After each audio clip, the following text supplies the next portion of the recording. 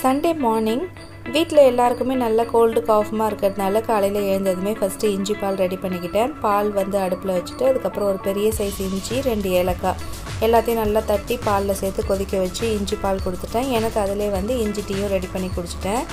அதோட கிளாஸுக்கும் டைம் ஆகிட்டதுனால ஹோட்டல்லேருந்து பூரி வாங்கிட்டு வந்து பிரேக்ஃபாஸ்ட்டுக்கு முடிச்சுட்டு நானும் கிளாஸுக்கு கிளம்பிட்டேன். லஞ்சுக்கு வந்து மட்டன் பெப்பர் கிரேவி தான் பண்ணியிருந்தேன். அதுக்கப்புறம் மட்டன் சூப்பு. என்ன தான் கோல்டு காஃப் இருந்தாலும் ஆனியன் ரைத்தா இல்லாமல் வேலைக்கு ஆகாது. அதனால ஆனியன் ரைத்தாவும் ரெடி பண்ணியாச்சு.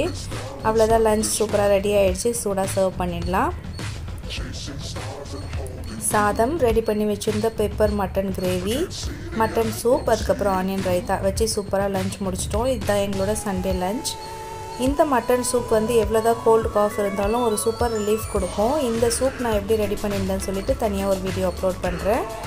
செக் பண்ணி பாருங்கள். இந்த வீடியோ உங்களுக்கு யூஸ்ஃபுல்லாக இருந்ததுன்னா ஒரு லைக் பண்ணுங்கள். திரும்ப சந்திக்கலாம். நன்றி.